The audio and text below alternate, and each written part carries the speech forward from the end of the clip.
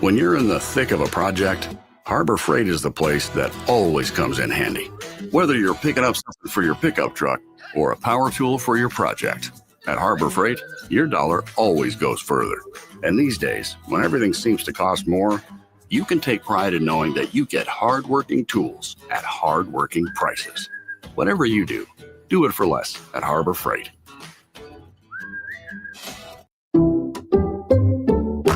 Some people just know they could save hundreds on car insurance by checking Allstate first. Like you know to check your sunroof is closed first before driving through the car wash. Whoa, whoa, whoa, whoa, whoa, whoa, whoa, no, wait, whoa, whoa, whoa. Yeah, checking first is smart. So check Allstate first for a quote that could save you hundreds. You're in good hands with Allstate. Savings vary. Terms apply. Allstate Fire and Casualty Insurance Company and affiliates, Northbrook, Illinois. The KFH Studios, powered by Devon James Injury Lawyers. Call 888-8888. That's 888-8888. Traffic. Still extremely cold here in the Wichita area this morning. The traffic conditions looking pretty good right now, though. Seeing some fairly heavy traffic and slow moving. This is on K15, right around MacArthur Road. Just some heavy traffic there. Traffic update from 98.7 and 1330 KNSS. I'm Jad Chambers. Hey, Wichita, it's Jacob Albrock. Stay right there for the latest breaking in sports talk. It's Sports Daily coming up next, exclusively on 97.5 and 1240 KFH. I'm Taylor Bishotti with NFL Network Now on the Westwood One Radio Network. Lions defensive coordinator Aaron Glenn interviewed with the Jets for a second time for their head coaching vacancy. Glenn, drafted by the Jets, played 8 of his 15 seasons in New York.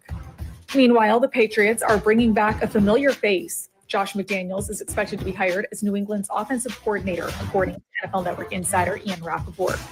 This will be McDaniels' third stint in the role, having served from 2006 to 2008 and again from 2012 to 2021. The Vikings and head coach Kevin O'Connell have agreed to a multi-year contract extension, according to NFL Network insider Ian Rappaport and Tom Pelissero. O'Connell led the Vikings to a 14-3 record, the second most wins in franchise history in his first season as head coach. This has been NFL Network Now on the Westwood One Radio Network.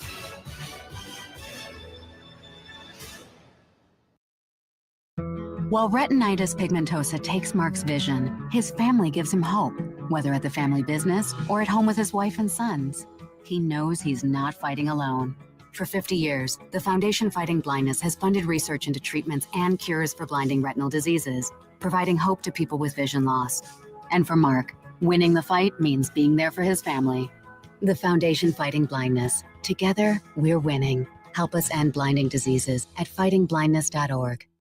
Life insurance. Why are you putting it off? Can't afford it? Too much hassle? Think you don't need it? There's lots of excuses for putting off life insurance. But if you weren't there, who would pay the mortgage and other bills? With Ethos, you could be covered in 10 minutes and boom, family protected. Ethos, fast and easy online term life insurance. Up to $2 million in coverage with no medical exam. Some policies as low as $1 a day. Answer a few health questions and get your free quote at getethos.com. That's getethos.com.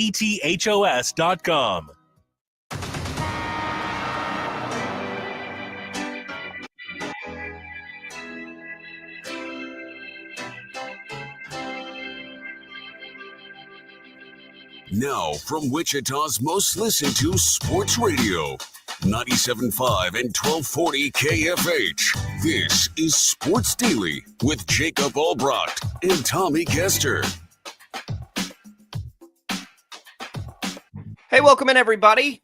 Happy Wednesday here on Sports Daily. It is Jacob Albrocht and Tommy Castor. We are excited to be with you. It's a game night for KU, for K-State. We'll have our KU Insider Shreyas Laddha in a little bit later to help us look ahead to the Jayhawks, maybe an early look at some bracketology in things like that. Major League Baseball has the newest members of the Hall of Fame inducted. We'll go through the winners there and did anybody get snubbed and some other things. It's a big Wednesday, Tommy. How are you? Man, happy Wednesday. Good to see you today. We got a lot to get to. Of course, getting ready for the AFC Championship game on Sunday, Chiefs and Bills. I know that we talked a lot about it yesterday. As the week goes on, I know we'll get into it a whole lot more.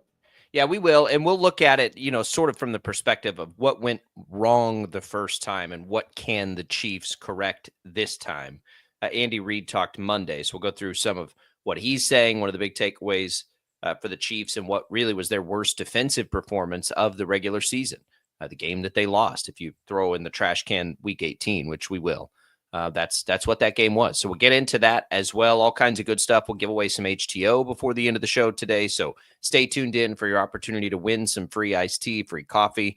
Glad to be here. Speaking of coffee, thanks to Prairie Fire Coffee for keeping us fueled up here on KFH and all across our Odyssey stations.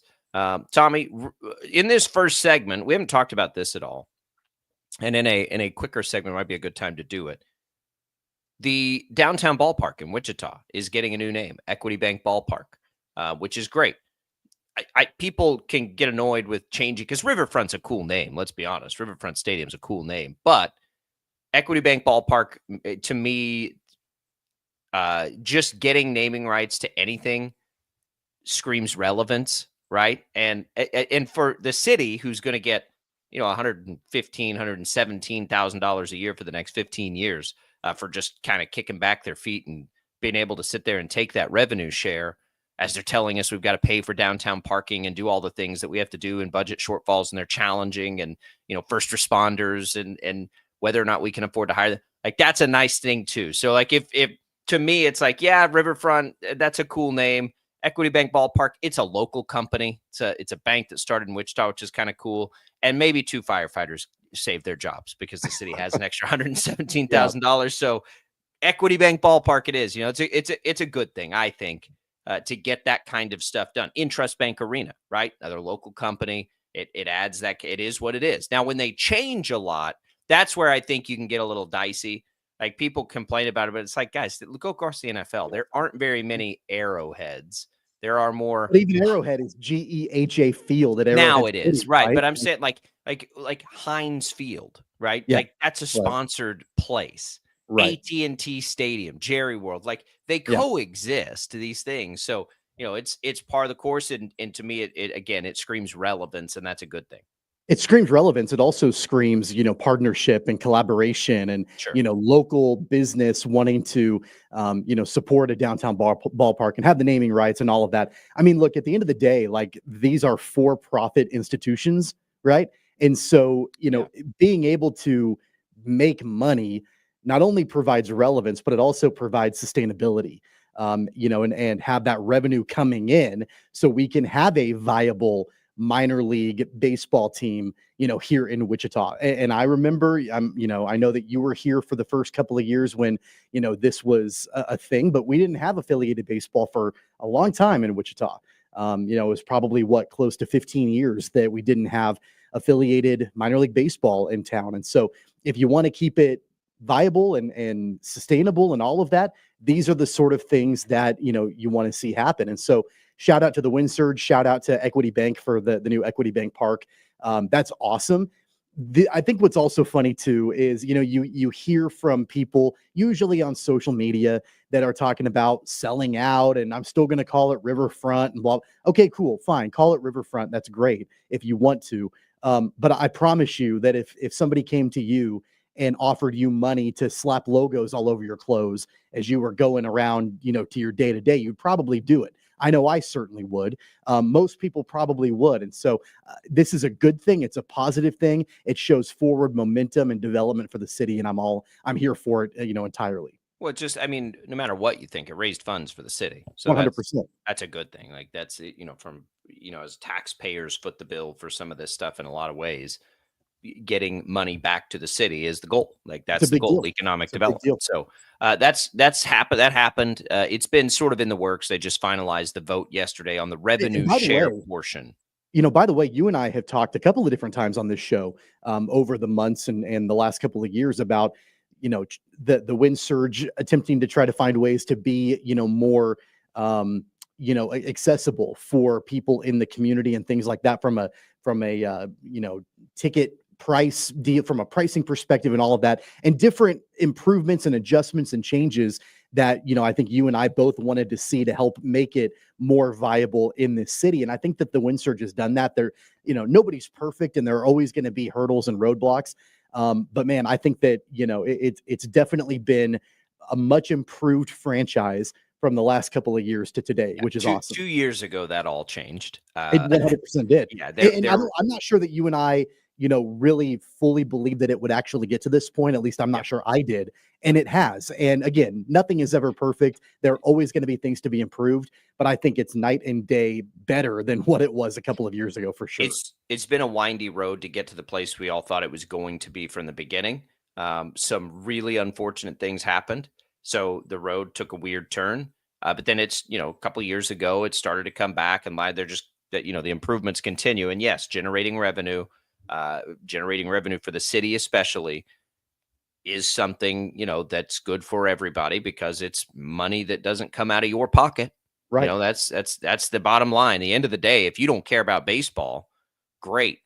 That's money that doesn't come out of your pocket. So like to see that. That's the revenue shared portion. Yeah. We are 15 years. We just celebrated 15 years of Intrust Bank Arena here in Wichita. So 15 years into the downtown arena. And there's not a soul that I know of that complains about the fact that it's called Intrust Bank Arena, right? Like, that's what the name is, right? Now, it didn't have a name before, though, did it? Did it have a name? I mean, I think it was, I don't know, Downtown Wichita Arena. I'm not sure. I mean, they got the naming rights, right away. You grow into it. You grow into, and people will grow into Equity Bank Park. That's perfectly fine. No big deal there. And I think that, now what we've been able to see with the arena, with, organizations like Visit Wichita here in town, bringing in, big time events like the figure skating championships going on this week downtown, NCAA tournament, the opening rounds in a couple of months. Like, those are big name events here in Wichita that we wouldn't have without Intrust Bank Arena, and without the support of organizations like Visit Wichita. So at the end of the day, this is growth, it's economic development, it's all of those things working together. It shows, to your point again, viability, sustainability, progress, growth, all of those things. Yeah, and it's a name. So just call it what you want. It doesn't really matter. Yeah, it doesn't matter. Equity thinks it's worth it, and that's all that does matter.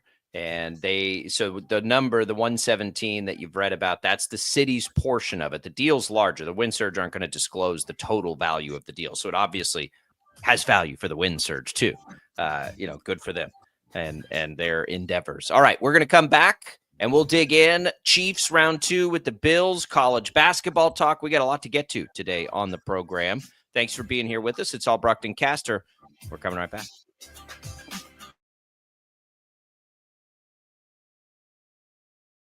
66 counties, 4 regions, and 1 weather team that you can trust. Find Storm Team 12 every weekday at 5:30 on the KSCW. Whatever the weather and wherever you are, Storm Team 12 is zooming in, going zone by zone to give you a more in-depth look at the forecast and some science behind the storms so you know more.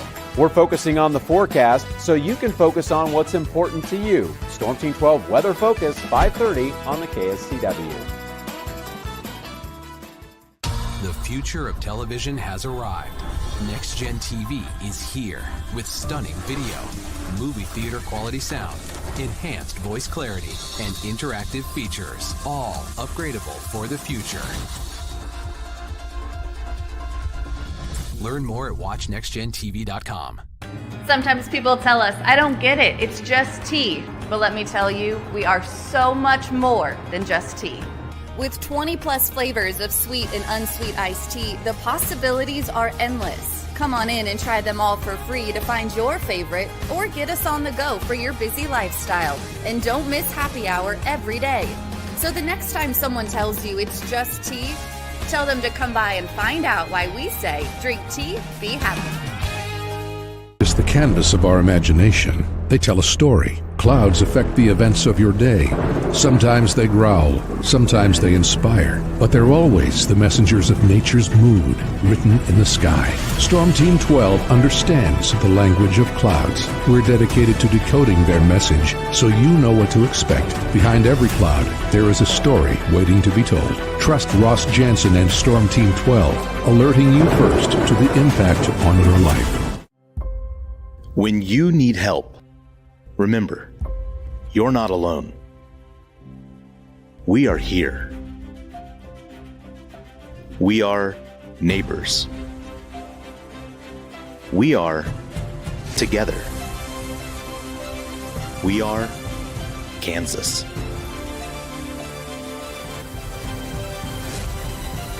We are 12 News. What is GMFB overtime?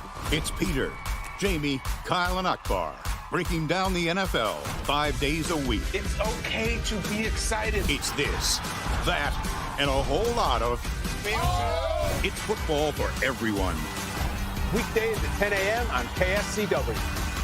Are following a breaking update. Every day, all day, stream the stories that have you talking near and far. Whoever is behind the wheel of this bus is not stopping. From hundreds of local reporters and meteorologists spanning the country. Chaos here this morning at the UW campus. Search LNL for the all-new Local News Live streaming app. Make yourself known now. 310-01 in traffic pursuit. Oh my God, here. Investigate TV Plus begins with real people.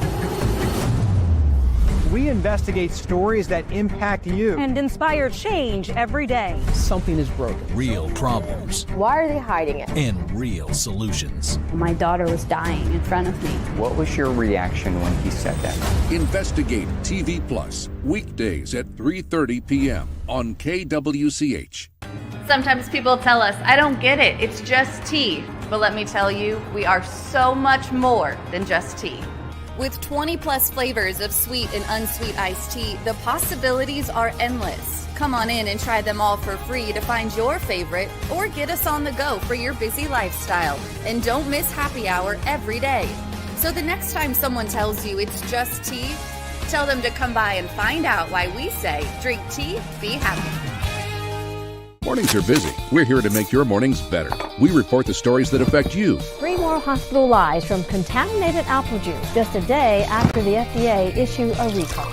We're here to make your mornings better. Closing east and westbound lanes of K96 for repairs. With 12 News, you're prepared for your whole day. Scattered thunderstorms across the state into the afternoon.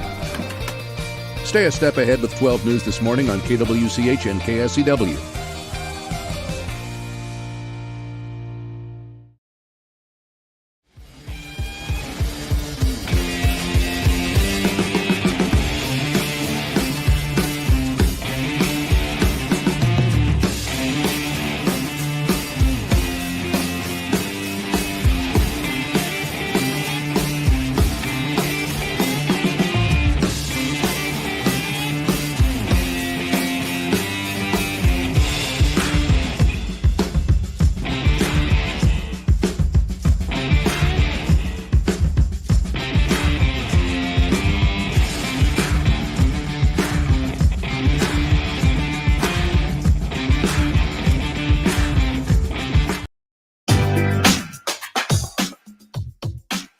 Welcome back, everybody. Something we haven't talked about. We told you that Crestview Country Club's a great sponsor of this program, and we're out there, and we appreciate it, and we have fun. They do big event stuff, too. Tommy and I haven't been in the market for a marriage in a while, but they do a lot of weddings out there. Never say never, Tommy. Yeah, you never know. I mean, it depends on the day of the week, I guess. Or a little tough to put up with. So they do weddings, they do large events. I've thought about doing a fantasy football draft out there. They have a couple of different cool little rooms, some with like bars in them and stuff. But that's a part of it too. So another thing, just to give them a call, check out and the facility, do all that stuff. Tell them we sent you. We love it out there. It's almost, we're closer than we think to getting back out there, playing a little golf. That pool will be open before we know it, which is, I've told you before, the pool is what we use, our family, more than anything else. It's a great pool. But give them a call. Tell them we sent you. We appreciate their support here on Sports Daily. Baseball Hall of Fame, Tommy. 3 very deserving, in my opinion, members in Ichiro, CC Sabathia, and Billy Wagner. Can't imagine a Hall of Fame without any of those 3 players. Ichiro, of course, is all but one vote because the writers have the integrity to protect we can't have Do we know who that one person is? Who's that one vote? Do we know who that is? I've got to protect the integrity. No, we don't. And I don't Like, think can we take that vote away? I'd love to be able to find out who that is. There's apparently a way that they can be. I don't know. I don't even care about it. Like, it's so silly. Like, it's so dumb. Whatever. I don't need to go down the road I was about to go down because that's not nice. It's silly that we do this. Like, who doesn't think Ichiro's a Hall of Famer? Because the answer is nobody. And the reason he doesn't get it is because somebody wants to make sure he's not unanimous. If Ichiro's not a unanimous first ballot, like, who is then? The dude was like a senior citizen when he came over to the States and still had 3,000 hits. Like, can we get out of here with that? We've never seen anybody do what he does. Is he the best player ever? No, but he's one of the most unique players we've ever seen. Incredible baseball player. Like, get out of here with all that nonsense. We're talking about a 4-time MVP. We're talking about a dude that won 9 batting titles, All-Star, Gold Glove, 3,000 hits. Like, yeah, I mean, does he fit the profile of the big sluggers of his day? No. He's not. He's as much of a steroid candidate as I am. 100%. Right? I mean, we're built about the same way. He doesn't fit that profile, but he came over, took the league by storm. Such a unique, kind of way that he approached batting and his batting stance and the way, just the way that he played the game. Come on, like, I agree with you. Like, if you're going to have a unanimous selection to the Hall of Fame, there's not a better candidate than Ichiro to be unanimous. Let me be clear. I don't even think it makes sense that you think a player is a Hall of Famer one year and not another, right? Like, I don't care that there might be a big class of Hall of Famers. Like, you either think a player is a Hall of Famer or you don't. How do you change your mind on that? That's how stupid this is, right? If you want to say only the top 5 vote getters can get in, do it that way. But don't do it where you have to decide, like, this year, no, not a Hall of Famer. Because guess what? They're retired. Nothing changed the next year when all of a sudden you think they're a Hall of Famer. It makes me so angry. I hate it. It's so stupid that they hold these players hostage like this. And it's a power trip, Tommy. That's all it is. It's a power trip by a bunch of baseball writers who want to pretend like it's 1934 and people care about their power. Trivia question for you. Do you know who the only player is to be elected unanimously? I didn't think we had one. Yeah, there's one. There's one player that's been elected unanimously. Man.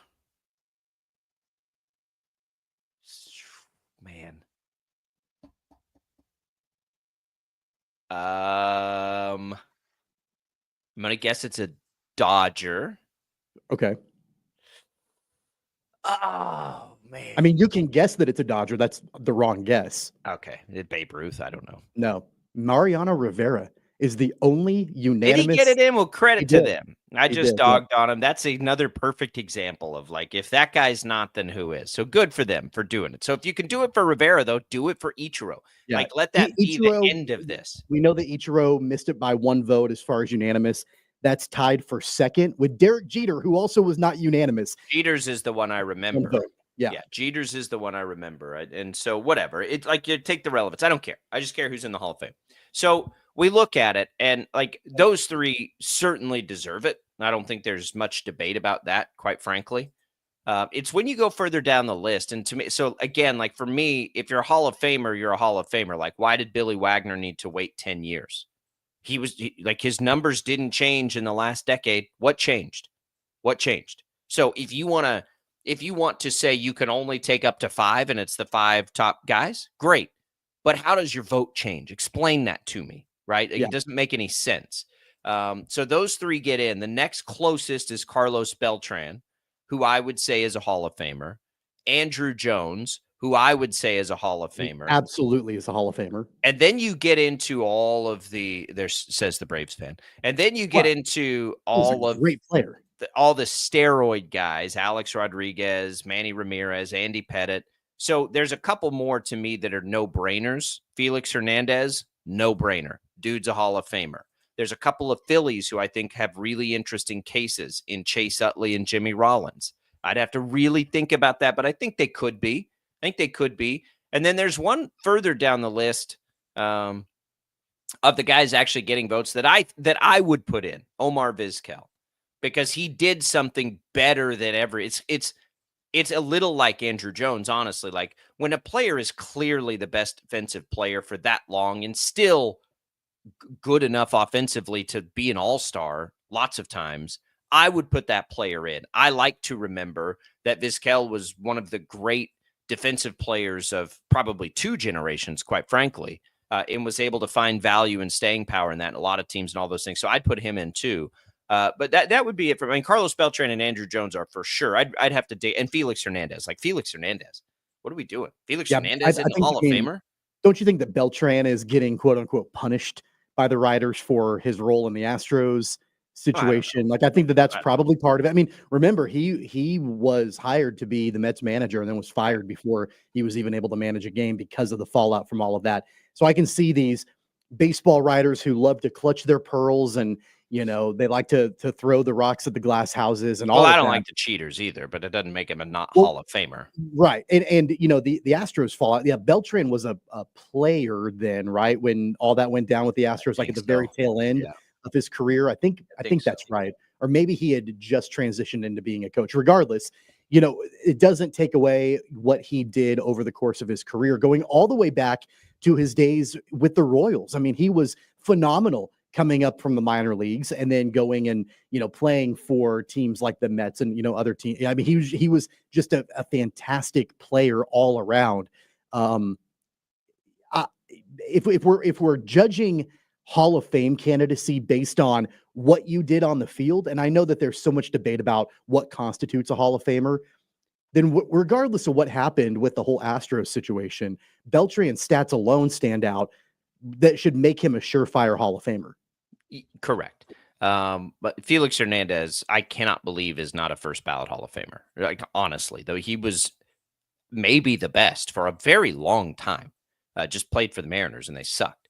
I would put, and we've said this before, not to take the discussion down this road, I would also have the steroid guys in, get them off the ballot. Obviously, their numbers are there. And then you just fly. It's a museum. It's easy to say the story of their careers through whatever it is that you need to say. Just put it all on there, right? These guys were played in an era and had XYZ and let people make their own decisions. But that doesn't, I get that one a little bit more. What I don't get is these players that are held hostage like Billy Wagner for 10 damn years. Like, that is so stupid and ridiculous to make somebody who is in the top 5 at his position, we'll call it, all time, if not higher, maybe the top 3 all time, to not put them in a position that is clearly valued that way by everybody, by teams, by whoever you want to look at.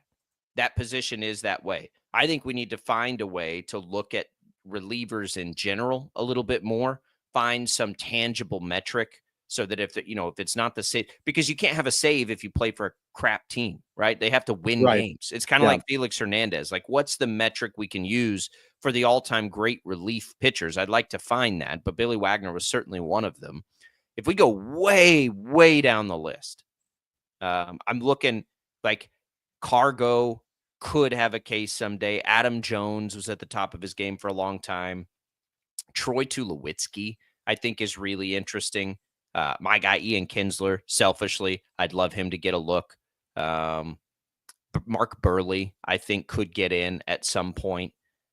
If you're taking Kinsler, you got to take Pedroia. If you're taking Utley, you got to kind of take Pedroia and Kinsler. Then just open it up to everybody. Well, it's not opening it up to everybody. So here, let me give you my criteria. And I know that I'm a little more inclusive than most to the Baseball Hall of Fame because I think it's hard to compare generations in any sport. I sort of say it this way. Were you like the best at your position for a long period of time? And I'd have to really dig in to give you a stretch, whether it's like 7 years, 8 years, 10 years, whatever it is. Were you the best in the generation that you played? Were you definitively one of the best players of that generation. Because what I don't think you want to do with the Hall of Fame, and I think this happens too often, is leave a generation of fans out. And that's what you do. Like, if you don't take Billy Wagner, like that leaves a generation of fans, not just Astro fans, but real baseball fans, baseball lifers, baseball junkies.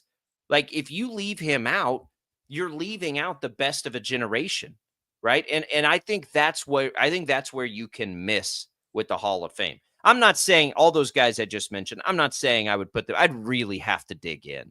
But what I can say about those particular players is they were, for a long time, the best of their generation, right? Like Dustin Pedroia, who I personally think is really annoying, but he was one of, if not the best second baseman for a long time. So was Kinsler, so was Utley. That's why I think those guys have a really good case. I think you have to do it because maybe they don't match up to an era where the pitching wasn't as good, or players who are inflating the numbers that played in the steroid era, whether or not they were caught or not. You know what I mean? Like, it's too hard to stack up a generation to a generation. So just look at it generationally. Like, did you fit in? And during the time that you played, yeah, and we do need the benchmarks to some degree, but more than anything, I think we always should be celebrating the best players in baseball.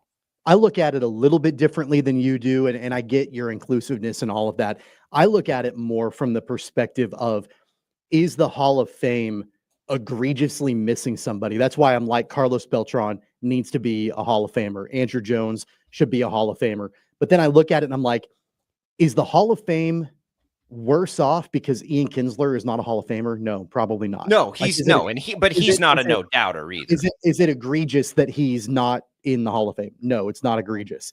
Same thing with Dustin Pedroia. Mark Burley, is the Hall of Fame missing out? If somebody's going to Cooperstown and walking around the museum and looking at all the busts and the players and everything, are they going to walk away and be like, man, that would have been a whole lot better had Mark Burley been in there? No, like nobody is thinking that. But you can walk around and you can say, man, a dude that is one of only 8 players in Major League Baseball history to have 400 or more career saves, and he's not in the Hall of Fame, and it's taken 10 years to get him elected in Billy Wagner. Yeah, like that's an egregious, blatant miss. And so that's the way that I look at it, more from just an overall. I'm not even looking at it generationally. I'm looking at it more from a fact of like, when you're stacking up who's in and who's out, are there like glaring misses? And there absolutely is. I'm a big believer. I know you brought this up a minute ago. I'm a big believer in getting the steroid era players, especially the hitters, in the Hall of Fame, as long as you have caveats in their induction. And I don't know if it's an asterisk or whatever it is, as long as you have something in there acknowledging the era in which they played, as long as they are in. Because if you're looking at it just strictly from a benchmark perspective, yeah, it's an egregious, blatant miss that guys like Alex Rodriguez is not in the Hall of Fame. So it is, and you just want to remember them. And so let me take it this way too. When a guy like Kinsler, for example, and again, like full disclosure, huge Kinsler fan. Like I loved watching him play. I'm a Rangers fan, but I'm just going to use him as an example because I'm a little more familiar, like with his numbers. So you go and look, and he was 1 hit shy of 2,000, which may have made a huge difference, which is too bad. But he had his hits. He's 14th on the all-time second base, hits list. But he played in 400 fewer games than a guy like Roberto Alomar. If you go to the power numbers for a second baseman, he's 7. He's top 15 in hits, top 15 in RBI.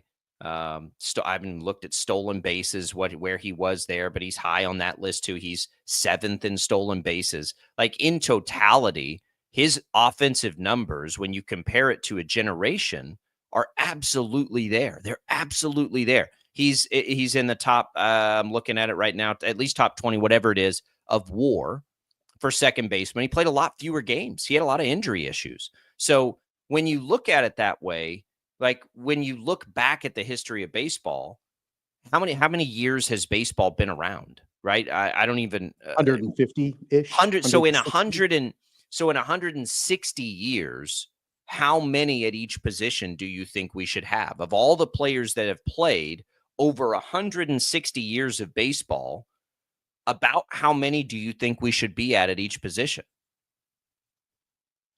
That's a really good question I've never thought about before.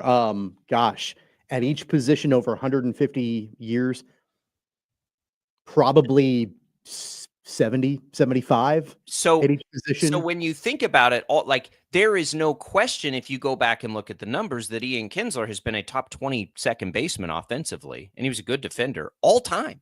So by just about any metric, by WAR, by whatever offensive stat you want to pull, but he played around a lot of good second basemen, right? And so what's our criteria then?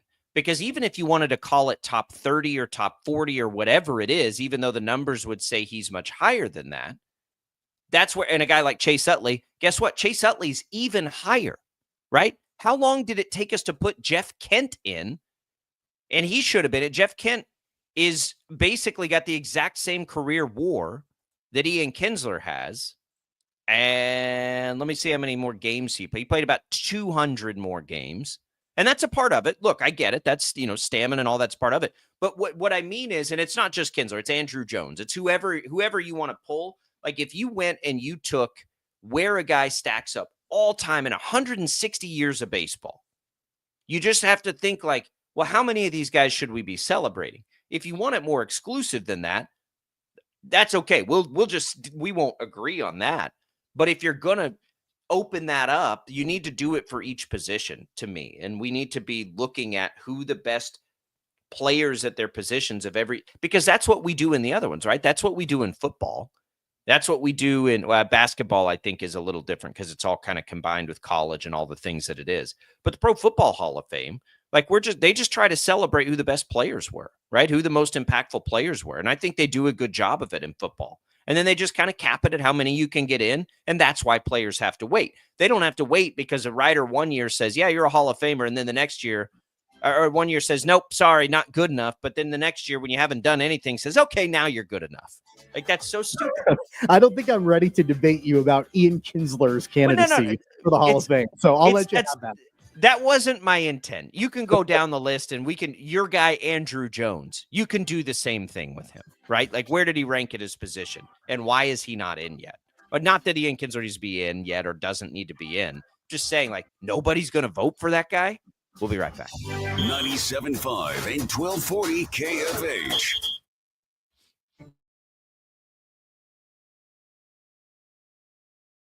66 counties, 4 regions, and 1 weather team that you can trust. Find Storm Team 12 every weekday at 5:30 on the KSCW. Whatever the weather and wherever you are, Storm Team 12 is zooming in, going zone by zone to give you a more in-depth look at the forecast and some science behind the storms so you know more. We're focusing on the forecast so you can focus on what's important to you. Storm Team 12 Weather Focus, 5:30 on the KSCW. The future of television has arrived. Next Gen TV is here with stunning video, movie theater quality sound, enhanced voice clarity, and interactive features, all upgradable for the future.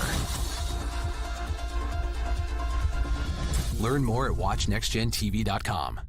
Sometimes people tell us, I don't get it, it's just tea. But let me tell you, we are so much more than just tea.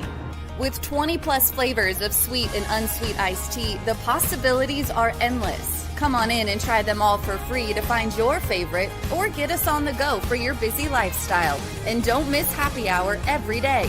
So the next time someone tells you it's just tea, tell them to come by and find out why we say drink tea, be happy. It's the canvas of our imagination. They tell a story. Clouds affect the events of your day. Sometimes they growl, sometimes they inspire, but they're always the messengers of nature's mood written in the sky. Storm Team 12 understands the language of clouds. We're dedicated to decoding their message so you know what to expect. Behind every cloud, there is a story waiting to be told. Trust Ross Jansen and Storm Team 12, alerting you first to the impact on your life.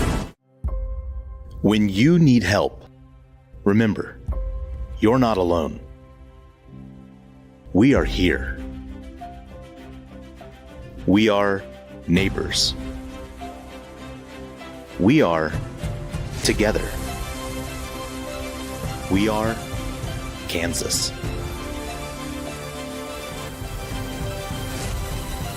We are 12 News.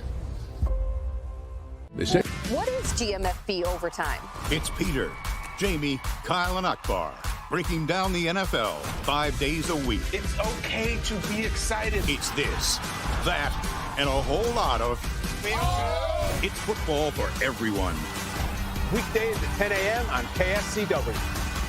Are following a breaking update. Every day, all day, stream the stories that have you talking near and far. Whoever is behind the wheel of this bus is not stopping. From hundreds of local reporters and meteorologists spanning the country. Chaos here this morning at the UW campus. Search LNL for the all-new Local News Live streaming app. Make yourself known now. 831001 in traffic pursuit. Oh my God, here. Investigate TV Plus begins with real people. We investigate stories that impact you And inspire change every day. Something is broken. Real problems Why are they hiding it? and real solutions. My daughter was dying in front of me. What was your reaction when he said that? Investigate TV Plus, weekdays at 3:30 p.m. on KWCH. Sometimes people tell us, I don't get it, it's just tea. But let me tell you, we are so much more than just tea. With 20 plus flavors of sweet and unsweet iced tea, the possibilities are endless. Come on in and try them all for free to find your favorite or get us on the go for your busy lifestyle. And don't miss happy hour every day. So the next time someone tells you it's just tea, tell them to come by and find out why we say drink tea, be happy. Mornings are busy. We're here to make your mornings better. We report the stories that affect you. 3 more hospitalized from contaminated apple juice just a day after the FDA issued a recall. We're here to make your mornings better. Closing east and westbound lanes of K96 for repairs. With 12 News, you're prepared for your whole day. Scattered thunderstorms across the state into the afternoon. Stay a step ahead with 12 News this morning on KWCH and KSCW.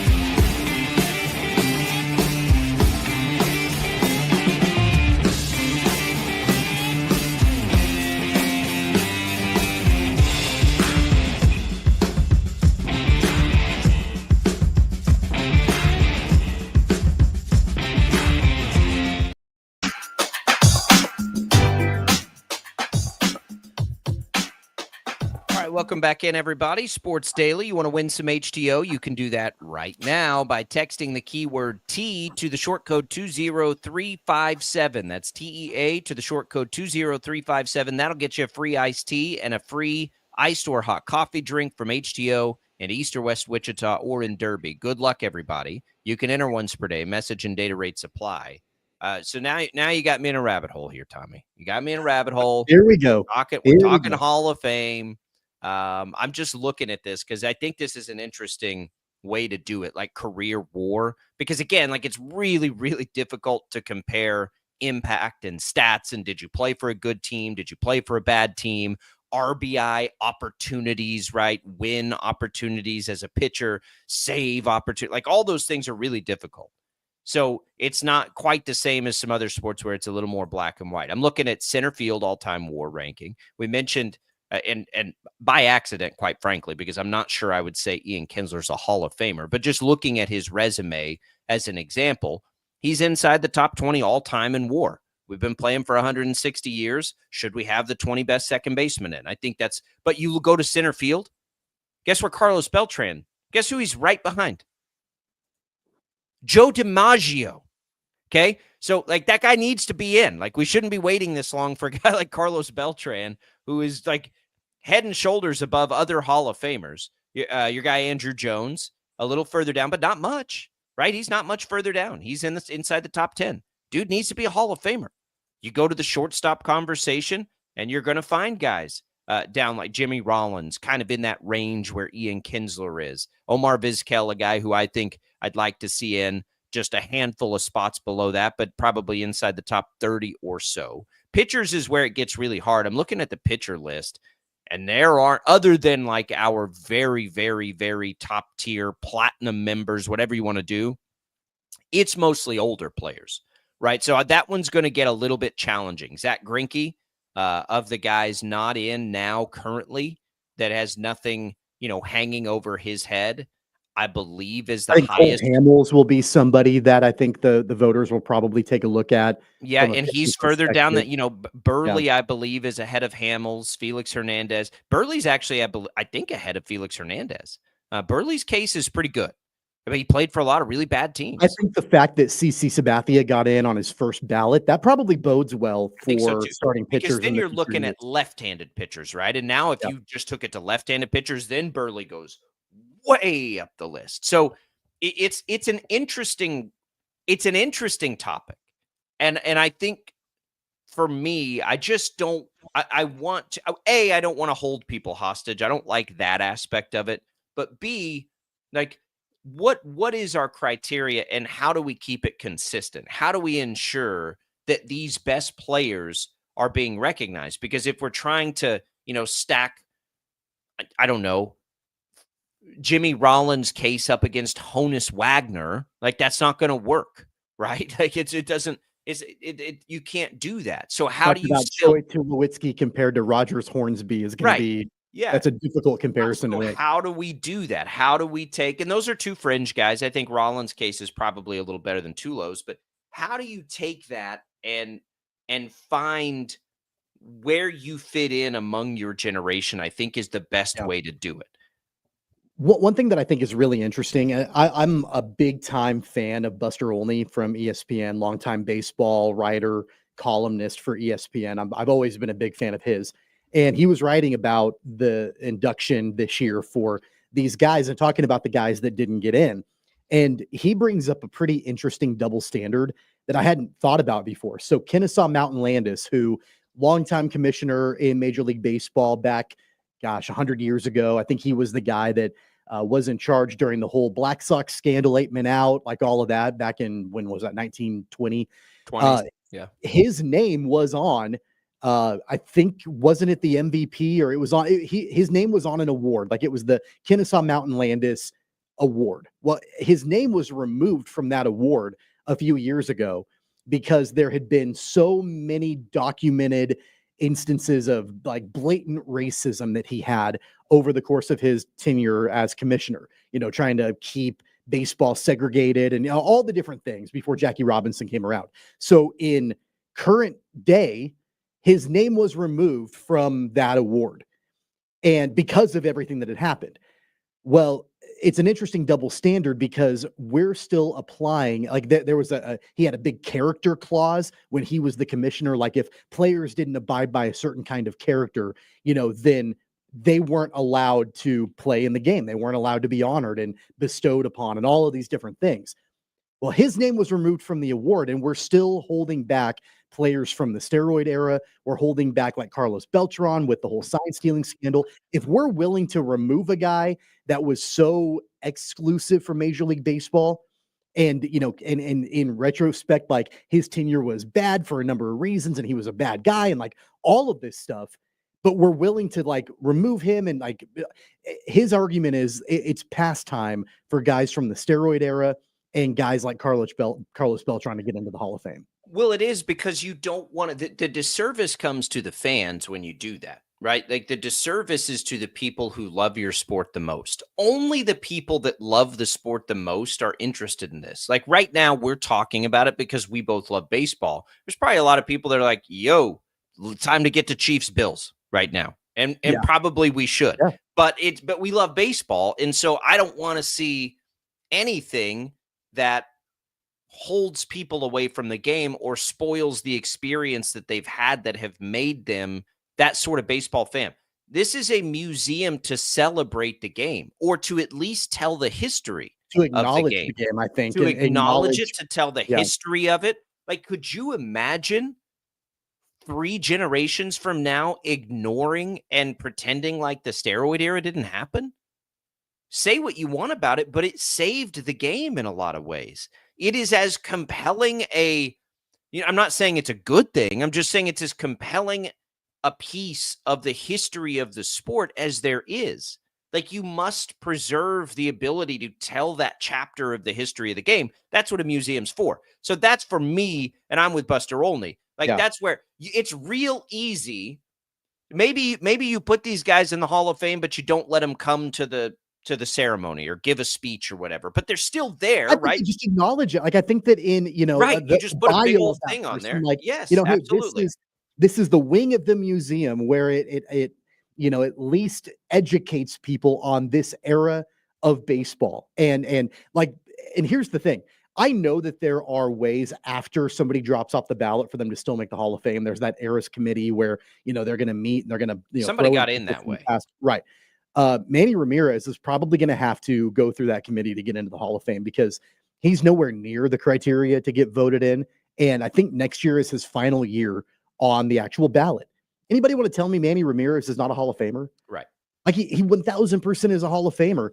And I don't think that, I think that there's this I feel like these writers feel this duty to preserve the integrity and to not celebrate these. I'm not even talking about celebrating Manny Ramirez. I'm talking about acknowledging, just from a baseline statistical point of view, regardless of what happened, that he deserves to be in the Hall of Fame just solely based on his numbers. And he's one of the great characters of the generation. Like, and at least Alex Rodriguez still has time. Like, I think he's in year 3 or 4. Like, well, and if he doesn't get in next year, he's got to rely on this committee to. And A-Rod has remained a part of the game through broadcasting and through ownership and some of the other things that he's done. So there's that discussion. If you want to leave us a message on it, you can. You can do that through the Odyssey app. We appreciate all the people that listen to us through the Odyssey app. That's probably a good way to continue that conversation. We'll put a pin in it for today. Let's turn the page and make a real hard right turn, Tommy. We're going to dig into KU in our next hour with Shreyas Laddha. Let's talk K-State real quick. Their game tonight, they get Baylor. Baylor's not as good as probably we thought they'd be, but still good, right? Still a good team, still a tournament team. They're kind of right on that fringe right now of Big 12 teams but the metrics love Baylor still. So K-State's got to go down there. I do think, and I get the sense that there was something in the KU loss where everybody sort of felt like, where has that energy been? Like, maybe they found something within that game and maybe they can pull that forward. I don't know how many wins or losses that means. But man, like, no more nothing burgers, right? None of those. Get out there and play the way that you're capable. Like, that's that we all know they're capable of it because these are all guys who have come in that have literally done it somewhere else. Look, I had this thought when I was watching the Sunflower Showdown on Saturday that Kansas State is not a very good basketball team. Like, just from the X's and O's, they're not a very good basketball team, but they showed fight. They showed fight in that game against Kansas. They were down, 14-0 to start the game before they finally made a bucket against the Jayhawks. All the momentum was swinging towards Kansas early on, and it would have been really, really easy for Jerome Tank's squad to just pack it up and say, look, we're outmatched. We don't have the talent. We can't play with these guys. This season is not going well. Like, let's just get back to Manhattan. And they fought the entire game. They cut it to within 6 a couple of different times. Coleman Hawkins maybe had his best game as a Wildcat in Lawrence. I thought that they showed the fight to be able to keep this season going, even though it's been really disappointing. They may not be the best team in the Big 12. They're actually certainly not the best team in the Big 12. From a talent perspective, they might be the worst team. They're not a very good team, but at least they showed the fight and the heart to stay competitive against their in-state rival. And I do think there's a discussion to be had, and we can have some of that with Shreyas Laddha, whether that had more to do with K-State or more to do with KU, that comeback. I think it's a fair and healthy discussion to have as we talk about, the prospects and the trajectories of these two teams. But you at least, because we've talked to Tim Fitzgerald, I don't think there are changes coming to the program. They can't afford it, not in the current model. So there is still plenty on the line, I think, this year to sort of refocus on what the future can look like. Let's, what young players can step into meaningful roles. can Jerome Tang prove that he can run a better offense? We'll just put it right out there. Run a better offense than he's been able to do the last 2 years. Can he prove that this locker room will still play hard for him? Those things matter moving forward. So while it's kind of just wait for the Big 12 tournament and potential magic there as far as the postseason is concerned for K-State, I do think there is still plenty to dig into. And I got to tell you, if Coleman Hawkins all of a sudden, and that's the thing, his numbers are his numbers. They've never really changed. But if he can change the perception of what he's been there, that would be a pretty crazy thing to watch. And I would love to be able to turn on K-State every night when they go and they play one of these top teams and really wonder if they have a shot to knock them off.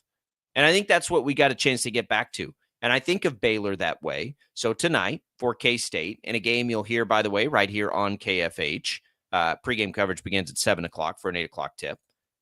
Maybe they can go down to Waco and play spoiler. Jerome Tang's had a good career record against his former boss. That, I think, does give you some indication. Because if you can recapture that, now you've got some postseason, Big 12 tournament. People get excited about it. It's all we want is to be excited about the teams we watch. When we come back, who's not excited about the Chiefs? We'll have the Chiefs-Bills discussion in the next hour, along with a KU preview with Shreyas Laddha. Don't go away.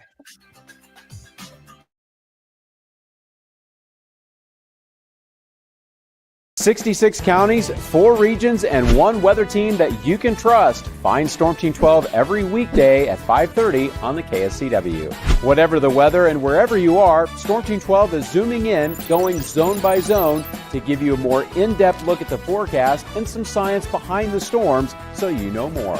We're focusing on the forecast so you can focus on what's important to you. Storm Team 12 Weather Focus, 5:30 on the KSCW. The future of television has arrived. Next Gen TV is here with stunning video, movie theater quality sound, enhanced voice clarity, and interactive features, all upgradable for the future. Learn more at watchnextgentv.com. Sometimes people tell us, I don't get it, it's just tea. But let me tell you, we are so much more than just tea. With 20 plus flavors of sweet and unsweet iced tea, the possibilities are endless. Come on in and try them all for free to find your favorite or get us on the go for your busy lifestyle. And don't miss happy hour every day. So the next time someone tells you it's just tea, tell them to come by and find out why we say drink tea, be happy. It's the canvas of our imagination. They tell a story. Clouds affect the events of your day.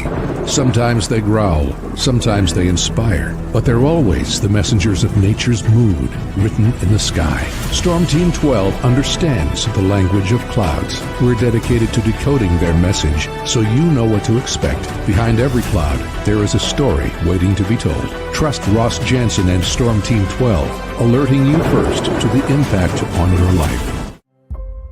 When you need help, remember, you're not alone. We are here. We are neighbors. We are together. We are Kansas.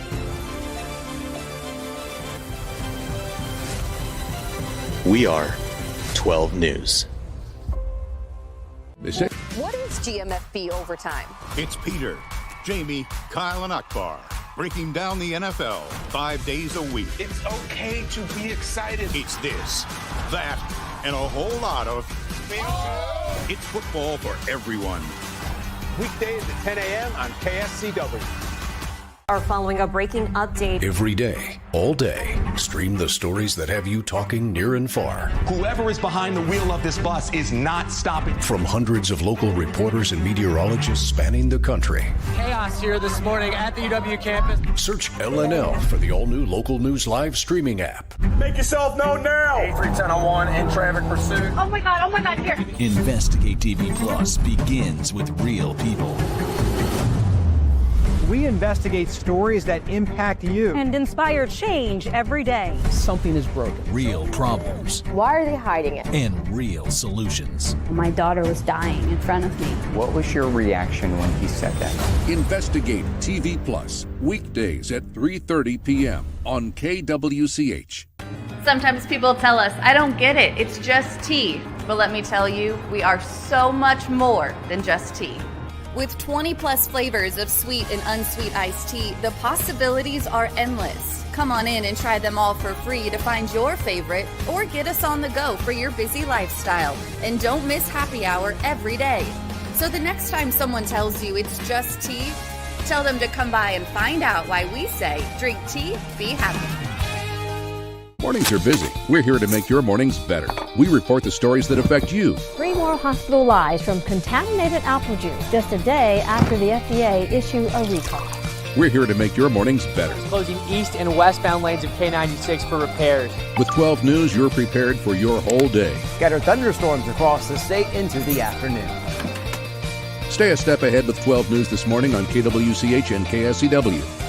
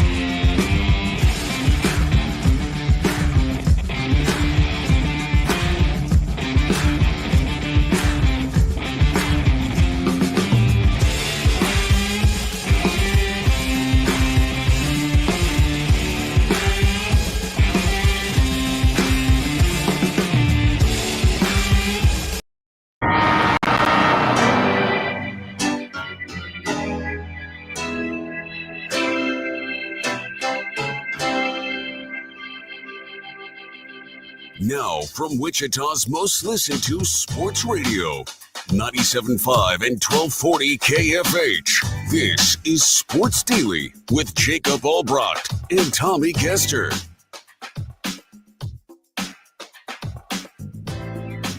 All right, welcome back in, everybody. If you're on your way into work, want to keep listening to Sports Daily even after you park the car with the Odyssey app and Odyssey.com, you can. Just download the app, visit Odyssey.com, search for KFH. Download it to get started. You'll also hear K-State there tonight, by the way, if you can't listen over the air. We appreciate everybody who downloads the show, listens to us in podcast form, everybody that leaves voice messages on the app for us. You can also leave us your comments on our video streams, Facebook, YouTube, X, and thanks for watching us as well on 12 News Connected. Tommy, Chiefs, Bills, round two. Round two. Here we go again with these two teams who play each other all the time. I'm going to be honest. I'm having a really difficult time handicapping how I think this game will go. I felt like I had a real good grasp of the last one, and I think it was a pretty good representation of what happened in that game against the Texans. I really don't have one in this game. I'm having a hard time with it. Like, honestly, my gut says no hero ball from Josh Allen if you're the Chiefs. Like, if you can stop that, you'll win the game. If you don't let him do what he did in the first round on that big fourth down play and things like that, like if he doesn't get the hero ball stuff, which he's very capable of doing, or if you can limit it at least, that's the ticket to the win for the Chiefs. I think a big part of it was that the Chiefs should be really encouraged by what they saw from their pass rush against the Texans. And if they can even just get a fraction of that and that kind of pressure onto Josh Allen, then, they could make it a little bit of a longer day offensively for the Bills. Now, Josh Allen and CJ Stroud are two totally different quarterbacks. And, Josh Allen has shown over the course of his career that he can usually get away from the pass rush, at a pretty good clip. And so it's going to be a larger challenge for the pass rush for Kansas City, but that was an element of their defense that we really hadn't seen come along quite at that level until last week. I do think there's one thing to point out with that, and I think this is probably not getting enough runs. CJ Stroud hurt his knee in that game, and it's almost like the Chiefs took advantage of that, right? They knew that, and maybe that wasn't the only reason they got really, really aggressive late, but I do think they smelled blood in the water a little bit with Stroud's ability to avoid a pass rush, and so they came even harder. I don't think they can do that to Josh Allen. I think I'm not suggesting that they can do that to Josh Allen. What I'm saying is that they hadn't shown that they could do it at that level up until a week ago. And that should be a motivating factor that, hey, like we can do this. Like it encourages us to maybe do it a little bit more. Now, can they get to Josh Allen like CJ Stroud? Probably not. But I do think that it at least should encourage what that unit can do. And so like what they did against the Texans is encouraging and all of these things. I think with the Bills, though, it's probably going to look a lot different. I don't think they can play offense the same way. I don't think they can play defense the same way. I don't.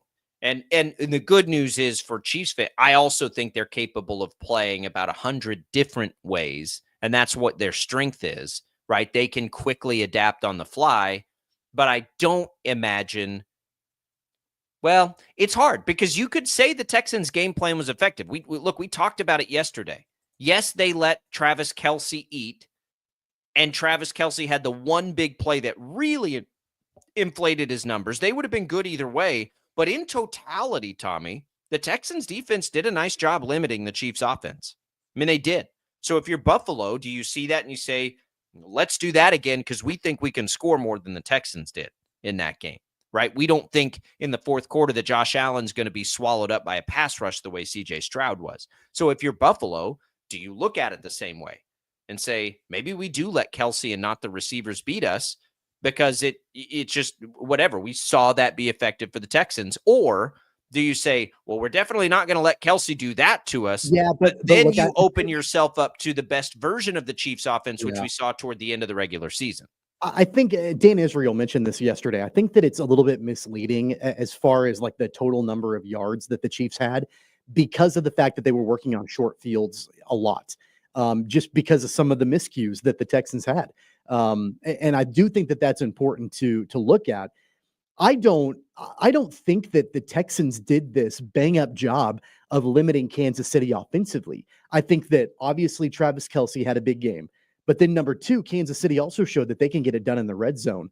And that was another challenge that I know that Kansas City struggled with throughout the regular season. So when it mattered the most for the Texans defensively, they weren't able to stop the Chiefs offense. They weren't able to stop them on third down. They went to Travis Kelce a lot. That's been a big formula and recipe for the last decade for the Chiefs. You go find Travis Kelce when you need a conversion. And then number two, the Chiefs were able to get the ball into the end zone in the red zone. And that's, again, a challenge. That's something that they haven't been able to do quite at the level they've wanted to. So I think that there's this misconception that the Texans locked down the Chiefs defense. I don't think they locked him down, but I think they did an objectively good job. They did a good job on the wide receivers. Let me go down this road, and I don't want you to take this the wrong way. So I'm telling you right now, don't take this the wrong way at all. But think about this too. Okay, I'm just looking here back at the drive charts after the first roughing the passing penalty, right, which would have been a drive-ending incompletion. That penalty didn't really have anything to do with the outcome of the play that would have made it fourth down. The Chiefs went on to gain another like 45 yards on that drive. Okay, so that's where you're frustrated, I think, if you're a Texans fan. Let me find the other one here. And again, I think the other one was far more, was a penalty. They gained and continue to drive that way too. So that's where I think like you're seeing some of the Texans' frustrations is they do feel like they had him off the field there. So only in the context of like total yardage is the only reason I bring that up. So in the context of total yardage, like if you end those, let's just say they're penalties and we'll call them penalties because they were penalties and that's fine. But without those mistakes, then the Texans defense limits that Chiefs offense even more. So when we're talking about game planning, if you're Buffalo, I do think there's something to take away from that coming from their perspective. Like, you know what? If the Texans don't have those 2 bad penalties, whether you think they were penalties or not, like if they didn't commit them, they really they had 2 of those drives, and one of them, the first one led to points, right? And so then you look at it if you're Buffalo and be like, that was a pretty good game plan in totality of the way they were able to do that. Now, I would also tell you that I think there was rust involved in that early on for the Chiefs offense too. If we're trying to look at the X's, which is what we're doing today, right? We're just trying to look at the X's and O's of this. I'm not so sure that if I'm Buffalo, I don't take away some style ideas and things that they did in the way that I'm going to approach the game. There's the counter, of course, of, well, Patrick Mahomes is going to react to that now because he just saw it too. So that's where you get into the difficulties of game planning against Mahomes anytime. But I don't think Houston had a bad game plan. They didn't let the Chiefs run all over them. They gave up some to Kelsey. Kelsey had the one big 50-yarder. And then otherwise, you're looking at, 6 catches, 50 yards. I think you live with that if you're Houston. He got one and he broke one off. He's a Hall of Famer, maybe the best that's ever done it. But I don't think that makes it a bad game plan necessarily. I don't think they had a bad game plan by any means. I just don't think that, they did this remarkable job of locking down Kansas City offensively. And I think that's something that I'm not sure that anybody with the Chiefs looks at it from what happened against the Texans and thinks, man, we've got to, change what we're doing big time as we play the Bills. I think the Bills are a completely separate beast. They've got, different qualities and attributes and advantages that the Texans didn't have, and vice versa. Dan Israel, again, yesterday talked about Matt Milano and how, he's a difference maker. And he definitely has been. It's different. He plays a different kind of game than the great pass rush that the Texans have with Will Anderson and Danielle Hunter. So that you've got a game plan a little bit differently for the personnel that this team has. I'm not sure, though, that you come away, again, from that Texans game thinking, all right, we got to do something different against the Bills, at least offensively. No, I don't. I'm talking about the other way. I'm talking about what the Bills are doing. Right. I think they've got enough weapons to where, again, if you bracket Travis Kelce, if the Bills are like, we can't let Travis Kelce beat us in the way that he beat the Texans. If you bracket Travis Kelce, well, then the Chiefs are it's a chess match. You've got DeAndre Hopkins and Hollywood Brown, Xavier Worthy. I do think, I told you this during the game on Saturday, you and I were texting back and forth. I think my personal opinion is that Kareem Hunt should be running back 1. I think he should be the lead back moving forward. It doesn't mean that you can't use Pacheco, but I think that what Kareem Hunt can do in his skill set, especially against the Bills, I think you need to lean on him early more than you need to lean on Isaiah Pacheco. That's just my opinion in the matter. So I do think that there are some tweaks that they should at least consider doing leading up to what Buffalo's defense can throw at you. Yeah, let's get into it, because I have a better idea of the Chiefs and what I think they should do offensively. This one was more about, how does it match up on the Bills side of it? Like if the Bills, if I'm Sean McDermott, what am I looking at from that game? Yeah. Let's get into the Chiefs then on the other side. Andy Reid talked about that. The defensive side, the last time these two teams played, the Chiefs defense had its worst game of the season. Yeah. So there's that. What can the Chiefs do in offense? We'll have it all. We have Shreyas Laddha helping us preview the KU game later in the hour as well. Stick with us. Sports Daily coming right back.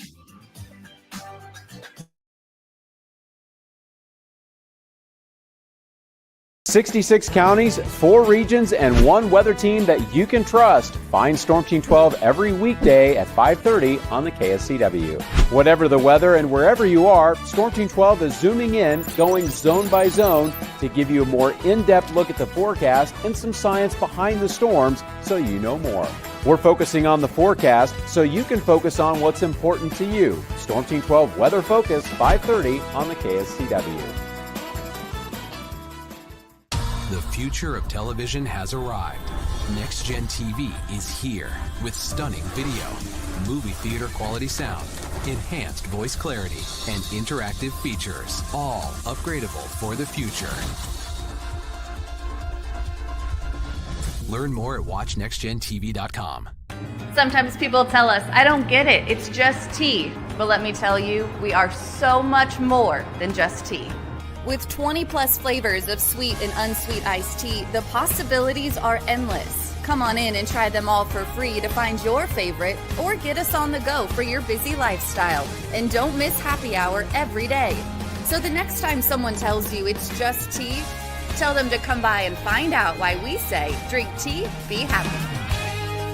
Is the canvas of our imagination. They tell a story. Clouds affect the events of your day.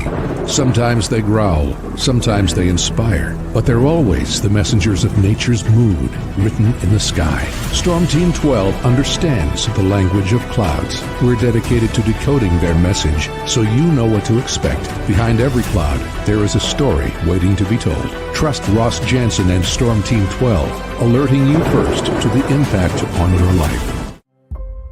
When you need help, remember, you're not alone. We are here. We are neighbors. We are together. We are Kansas.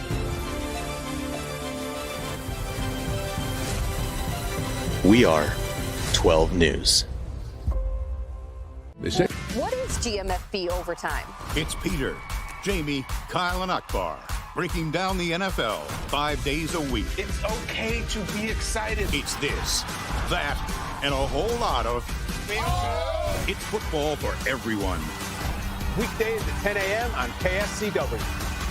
Are following a breaking update. Every day, all day, stream the stories that have you talking near and far. Whoever is behind the wheel of this bus is not stopping. From hundreds of local reporters and meteorologists spanning the country.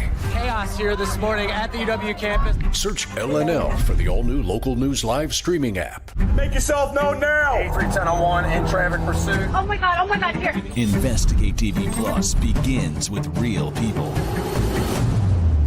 We investigate stories that impact you. And inspire change every day. Something is broken. Real problems. Why are they hiding it? And real solutions. My daughter was dying in front of me. What was your reaction when he said that? Investigate TV Plus, weekdays at 3:30 p.m. on KWCH. Sometimes people tell us, I don't get it, it's just tea. But let me tell you, we are so much more than just tea. With 20 plus flavors of sweet and unsweet iced tea, the possibilities are endless. Come on in and try them all for free to find your favorite or get us on the go for your busy lifestyle. And don't miss happy hour every day. So the next time someone tells you it's just tea, tell them to come by and find out why we say drink tea, be happy. Mornings are busy. We're here to make your mornings better. We report the stories that affect you. 3 more hospital lies from contaminated apple juice just a day after the FDA issue a recall. We're here to make your mornings better. Closing east and westbound lanes of K96 for repairs. With 12 News, you're prepared for your whole day. Scattered thunderstorms across the state into the afternoon. Stay a step ahead with 12 News this morning on KWCH and KSCW.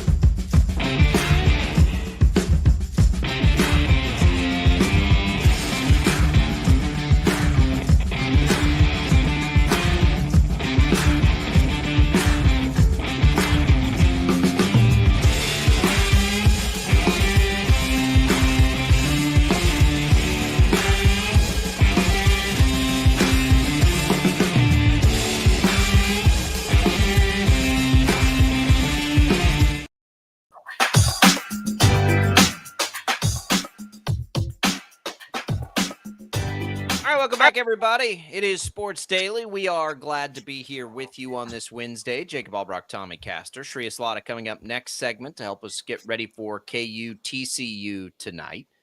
Glad to be here with you.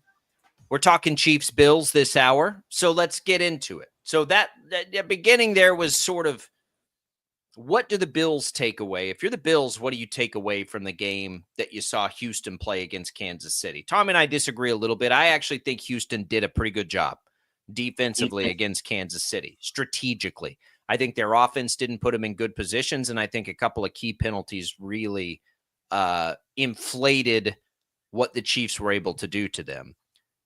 So if you're the Bills now, you look at it and you say, whatever they say to do, what should the Chiefs' offensive game plan? I can tell you that Andy Reid said yesterday one of the keys for the Chiefs defensively is third down defense, which if we remember parts of the Buffalo game, that was the Superman stuff I talked about from Josh Allen extending drives. Like he put on his cape for that game. It's been a challenge all season for Kansas City. They have a hard time getting off the field defensively on third down. And so Josh Allen had a big game. He, of course, had that big fourth down play for the put away touchdown and all those things. So when we go back, though, and we talk about the Chiefs' offense here, and we'll talk about that first, what is the game plan? We did talk a lot about this. We'll start with a point that you brought up in the last segment, that Kareem Hunt should be the lead guy. It's not. I don't care which one of them. Let me start over. I love the hot hand approach for a team like the Chiefs right now, when Isaiah Pacheco, still coming back from injury and all those things. I will say this, though. I do prefer, if Kareem Hunt ends up with more carries, totally good with it. Doesn't bother me. I do, though, prefer to start the game with Pacheco because of his propensity to break off the chunk plays. The one thing Kareem Hunt can't do anymore is that. Like, he doesn't have chunk plays really in him anymore other than 10 yards. Now, of course, he could do that and whatever. But for the most part, we haven't seen that from him. Pacheco, we know, has that in the tank and could break one off at any point. And so, like, if you're going to give Hunt more carries, which I am totally on board with, I would rather see that late in the game, your closer, sort of in the rotation like they did it last time, because I would love for the Chiefs to, and I don't want to call it a cheap one, but I think you know what I mean, get a cheap one early where the blocking is perfect and Pacheco can break one off and get you a quick touchdown when you weren't expecting it. Yeah, I disagree. I mean, I think that you need to start with Kareem Hunt because you need to establish a rhythm offensively. And Isaiah Pacheco early on in the game had a really difficult time against Houston getting positive yardage to a point to where it would extend drives for Kansas City early in the downs, like first down, second down, like early in the game. There wasn't a whole lot there for him.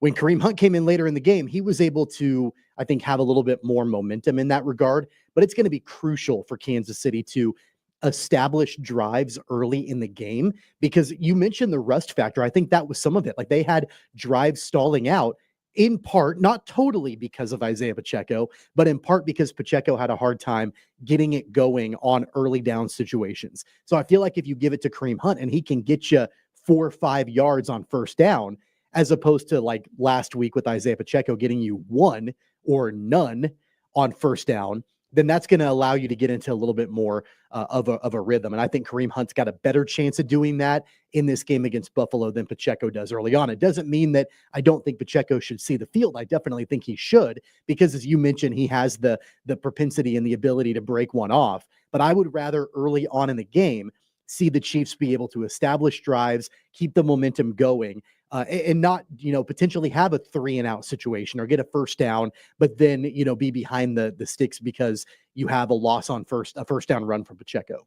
Yeah, and I think Houston deserves some credit for that. And honestly, if you flip-flopped it and you let Pacheco do that against a more battered defense, we see Saquon Barkley break him off and Derrick Henry in the second half. So I'm good with it either way. I think the point is use them both.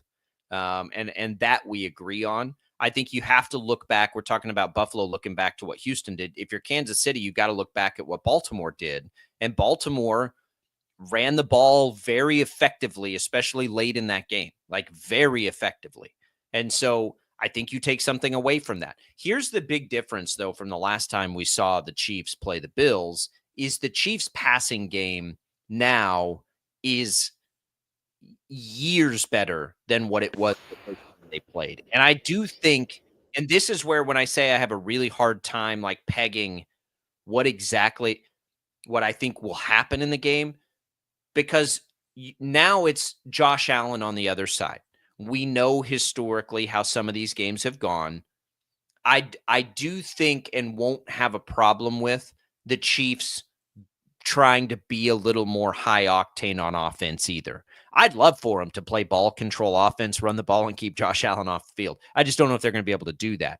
So as effective late in the year as that passing game has been, I also don't mind if they sit there and say, you know what, we're going to try and shred them that way. It's not the best pass rush. It's not a bad pass rush. It's just not like what the Texans is to me.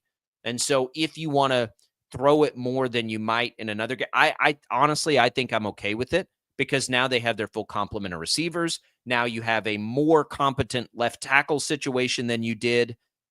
And there's just such a good chance that you're going to have to, at some point, these two quarterbacks put their capes on and this becomes a little bit of a track meet. I don't know if it is for the whole game, but for a portion of the game, it feels like it might be, and you got to be able to keep up. So, like, my gut says kind of a Worthy game, probably. Not as much of a Kelsey game, probably a little more of a Worthy game.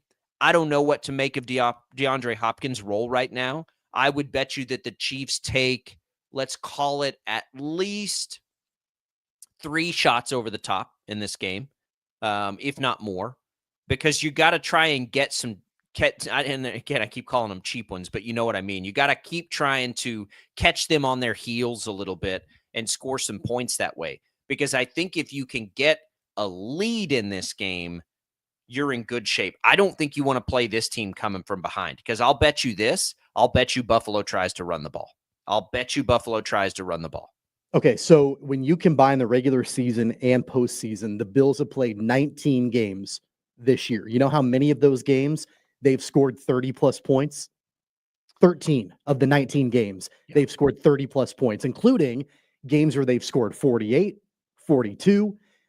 How many times have the Chiefs scored 30 points this season? Zero times. So, you know, that going back to that whole, like, you might need to be a track meet. I think that's a bad outcome for the Chiefs. I don't think that they don't want to play that game. So, I mean, I think that as far as like taking shots downfield and things like that, if you time it right, and you know, you pick your spots to do that, if you're Kansas City, okay.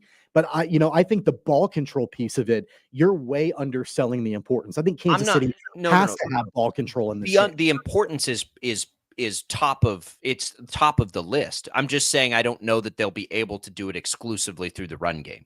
And so what we saw late in the year, why featuring Worthy that way and featuring these receivers, that's what I'm talking about. I think we may see them attack the Bills the way they attack teams late in the year versus what they, you know, I do think they should take a few shots in this game, because I do think that's a good way to keep, but what I'm saying is it a 28 running back carry kind of game? I doubt it, but the ball control can come in the way that they did that late in the year against the Texans, not the playoff game, but the game before, and the Steelers, and some of those games where they just picked you apart and had long sustained drives. It's a lot of what they did last year. Right? That's kind of what they did with Rashee Rice last year. Now they've got kind of 3 guys between D-Hop and Worthy and Kelsey. All of them can do that. And I think they're going to feature that. So I don't know if they're going to give the running backs the ball 25 times. I don't think they will. I think they'll attack it through the short passing game. And what I'm saying is I'm okay with that now. Didn't used to be. The last time they played out, I said that's insane. Now, though, with Tooney at left tackle, with all the receivers and the weapons there, I think that's probably the way they're going to attack the Bills, is through a short passing game. And I don't care if it's, you know, success through the running game or if it's success through the short and intermediate passes. If you have success in either one of those phases, then that should allow you to be able to take some shots. If they're well-timed, if they're in the moment of the game plan or whatever that is, I get it. I don't think if we see a scenario where the Chiefs offensively feel like they have to start forcing shots. And that goes back to your point where if they're playing from behind, they're toast in that regard. That's not the way that Kansas City wants to play. You're not going to keep Allen off the field. Like if you give Allen a chance to have it be in the driver's seat, like he's the ultimate third down quarterback. And I don't know what the numbers roll out this year, but when you're a quarterback like him and you can run the way he can, it's the ultimate. Mahomes does the same thing, right? Mahomes in the postseason on third downs runs for first downs. Like Mahomes rushing yards is such a great prop in the postseason, because you know he's going to take off to get first downs. And Josh Allen does the same thing.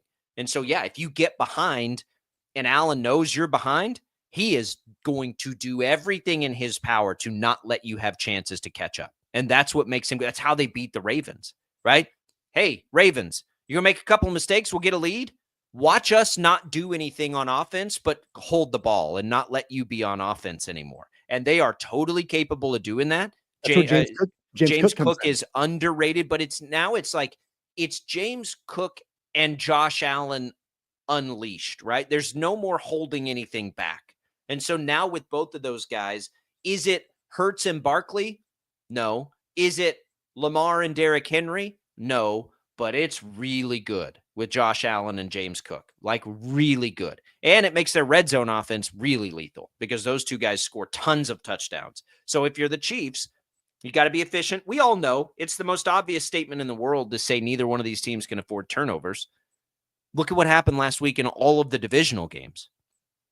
I doubt that unless it's spectacular defensive plays, right? Like a blindside strip sack. I doubt we see very many turnovers in this game. If you gave me an over-under, I'd say 2 or fewer total turnovers in this game. It'll take great defensive plays. I don't think these quarterbacks are going to make mistakes. I don't think they're going to allow themselves to make mistakes. They both know what it takes to win this game. And that's the one thing you absolutely cannot do is turn the ball over. I think also Amari Cooper is probably the best decoy in the NFL, the way that he fits into this Bills offense. Who? Because it's not like he's, being featured, right? It's not like he's getting, a bunch of catches and yardage and things like that. But even just his, mere presence on the field, I think attracts a lot of attention. And it's allowed guys like Khalil Shakir, who is really underrated, I think, in this league, to feast big time. Keon Coleman's been up and down. I know, obviously, he's still growing into his role in the NFL. But the tight end play, that's been an area that the Chiefs have struggled with all year. And the Bills have two great ones. And so it's going to be, I think, a major test, obviously, again, for Trent McDuffie, for Jalen Watson. Hopefully, they can continue to increase Watson's, time on the field and all of that. But it's going to be a test of the secondary for sure. And especially on third downs, number one, but then also doing what you can to try to limit what Dawson Knox and Dalton Kincaid can do. Yeah, both of these, and it starts with the quarterbacks. They're so capable of doing so many different things well. Everybody, and everyone I talk to, they're like, man, this is going to be a really great game. And it's like, there's almost no chance it's not, because what we knew going into the Houston game, we had a real good idea of what was going to happen. Like, Kelsey's going to go off, right? Like, you could see it coming a mile away. Kelsey's going off in this game. Houston's seen what's happened. They're going to have to stop these receivers. Kelsey's going to feast. Buffalo, whether they let that same thing happen, that's I don't know. Like, I'm not saying he won't. It may be another big Kelsey game, and Buffalo may be totally fine with that. I'm not sure yet. And I don't think I'm going to have a good take on that. This will be a hard game to handicap if you're looking at props, if you're looking at any of it, because both of these teams are versatile. They have shown throughout the course of this season they can win in different ways. They did it last week. Look at the lines. Like, look at the way Buffalo won that game. You'd have never, and weather played a factor, but you'd have never guessed that in a million years when we went into that game that Buffalo would win if Josh Allen threw for 127 yards and only ran for 20 yards.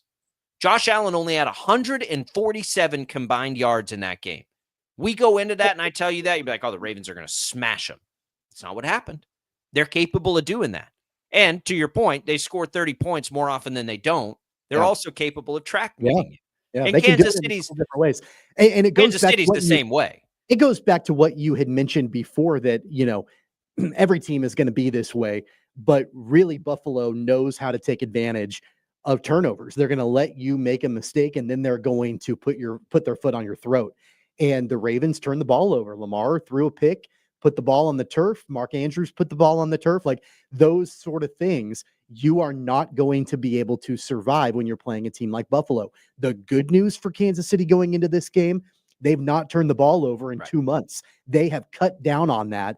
they know, at least in the last 2 months, the last 7 games they played, since the last time they played Buffalo in Buffalo, how to take care of the football. That's been a really nice development for the Chiefs in the last couple of months. And honestly, they wouldn't be in this position if they had been playing the way that they played and still turning the ball over. And the fact that they were able to clean that part of it up, I think is a huge factor going into this game. You mentioned, how many, like the over under as far as total turnovers, and you said 2 or under. I think it might even be 1 or under, because Buffalo, I don't think is going to turn the ball over, and I really don't think Kansas City will either. But I think there are enough playmakers on defense where you've got to be careful to that too. Like, there can be turnovers that weren't necessarily like a mistake that was made, but they were just an incredible defensive play, right? And I think both of these teams, like, I'll bet you at the top of their list this week, and the things that they talk about, not turning the ball over is at the top of both of their lists. Like, it is a concerted effort. And what that means is maybe they don't take a chance on a play, especially early, that they don't have to, because they're going to ensure that they don't turn the ball over. Kansas City, from their perspective, they can afford to do that now because they're healthy.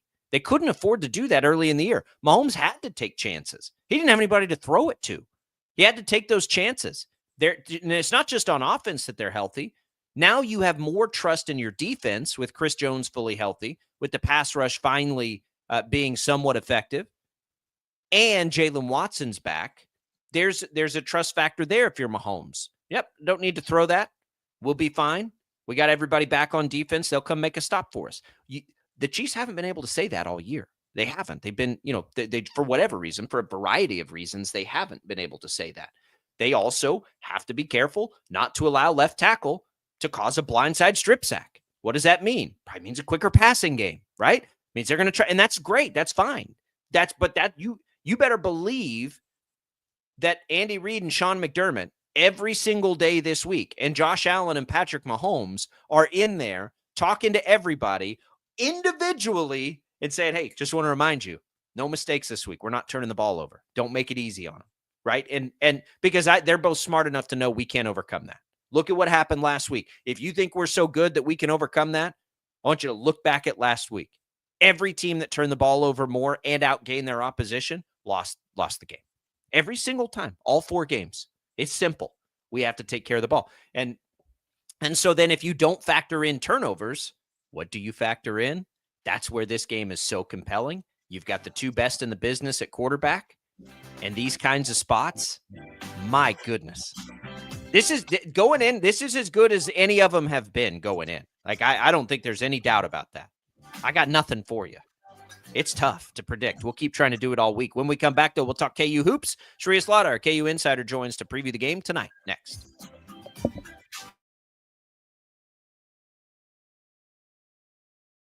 66 counties, 4 regions, and 1 weather team that you can trust. Find Storm Team 12 every weekday at 5:30 on the KSCW. Whatever the weather and wherever you are, Storm Team 12 is zooming in, going zone by zone to give you a more in-depth look at the forecast and some science behind the storms so you know more.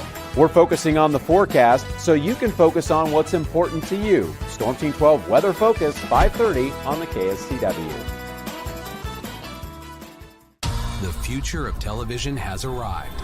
Next Gen TV is here with stunning video, movie theater quality sound, enhanced voice clarity, and interactive features, all upgradable for the future. Learn more at watchnextgentv.com. Sometimes people tell us, I don't get it, it's just tea. But let me tell you, we are so much more than just tea. With 20 plus flavors of sweet and unsweet iced tea, the possibilities are endless. Come on in and try them all for free to find your favorite, or get us on the go for your busy lifestyle. And don't miss happy hour every day. So the next time someone tells you it's just tea, tell them to come by and find out why we say, drink tea, be happy. It's the canvas of our imagination. They tell a story, clouds affect the events of your day. Sometimes they growl, sometimes they inspire, but they're always the messengers of nature's mood written in the sky. Storm Team 12 understands the language of clouds. We're dedicated to decoding their message so you know what to expect. Behind every cloud, there is a story waiting to be told. Trust Ross Jansen and Storm Team 12, alerting you first to the impact on your life. When you need help, remember, you're not alone. We are here. We are neighbors. We are together. We are Kansas.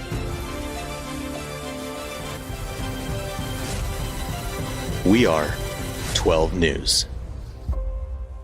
They say, What is GMFB overtime? It's Peter, Jamie, Kyle, and Akbar breaking down the NFL 5 days a week. It's okay to be excited. It's this, that, and a whole lot of It's football for everyone.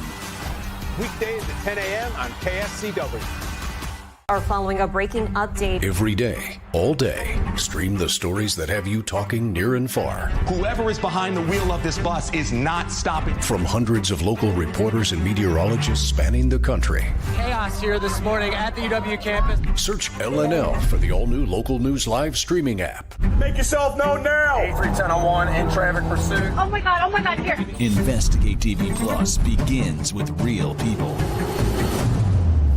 We investigate stories that impact you and inspire change every day. Something is broken. Real problems. Why are they hiding it? And real solutions. My daughter was dying in front of me. What was your reaction when he said that? Investigate TV Plus, weekdays at 3:30 p.m. on KWCH. Sometimes people tell us, I don't get it, it's just tea. But let me tell you, we are so much more than just tea. With 20 plus flavors of sweet and unsweet iced tea, the possibilities are endless. Come on in and try them all for free to find your favorite or get us on the go for your busy lifestyle. And don't miss happy hour every day. So the next time someone tells you it's just tea, tell them to come by and find out why we say drink tea, be happy. Mornings are busy. We're here to make your mornings better. We report the stories that affect you. 3 more hospital lies from contaminated apple juice just a day after the FDA issued a recall. We're here to make your mornings better. Closing east and westbound lanes of K96 for repairs. With 12 News, you're prepared for your whole day. Scattered thunderstorms across the state into the afternoon. Stay a step ahead with 12 News this morning on KWCH and KSCW.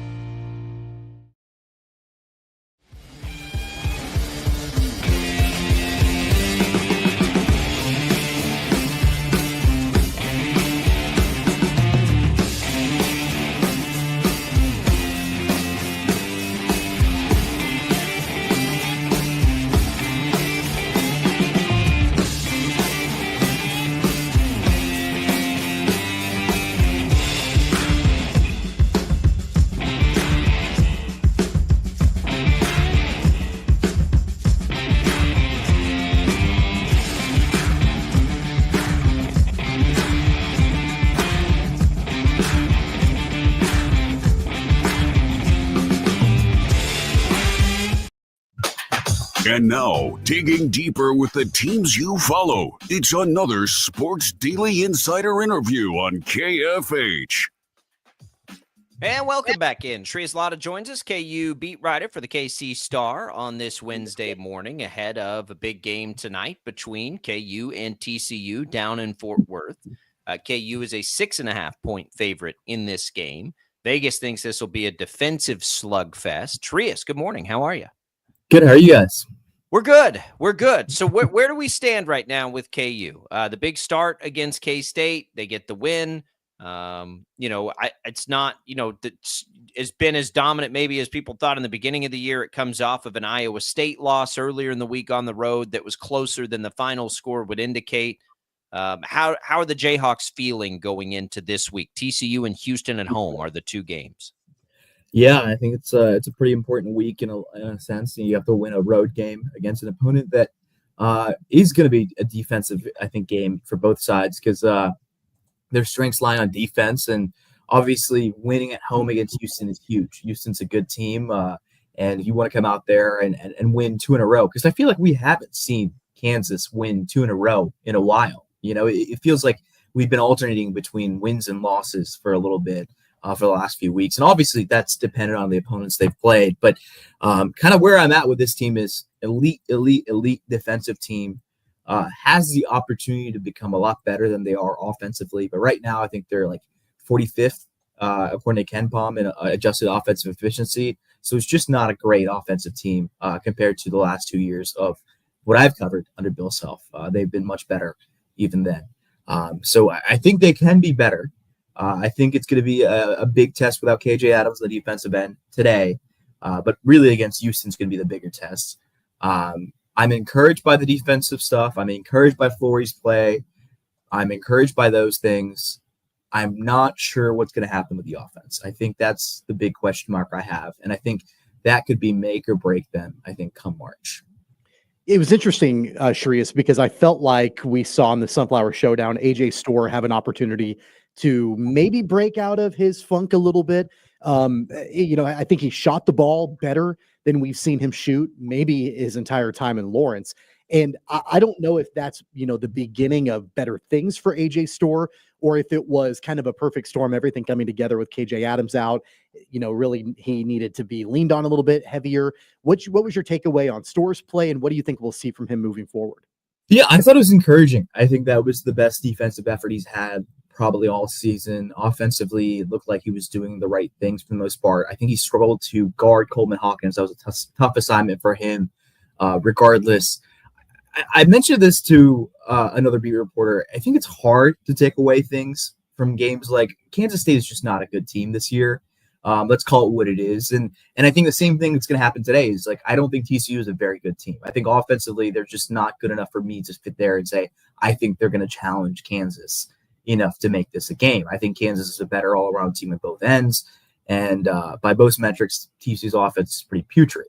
The defense is really good, but this is the issue. It's like hard. I haven't seen them give me this feeling with whether it's AJ or any of these other transfers that they accepted as Zeke Mayo, where I think against the top end of the conference or in March that they can handle themselves. There hasn't been consistency on that end. And that's my question with this Kansas team is yes, they can beat the bad teams. They can beat the mediocre teams, the average teams, but they consistently beat the top end teams or even be in the conversation to beat them, because they really weren't in Iowa State. I know we talked about it being a little closer than it was, and it was close, but Iowa State led pretty much the entire way. There was always a 6-point lead minimum, and KU kind of let go of the rope there, and you see that the spread was, I think, 6.5, and Kansas lost by 15, 20 almost? 17, I think. Yeah. 17, yeah. So it's one of those things that, I'm encouraged in some ways with this Kansas team, but it's really, really hard for me to sit there and say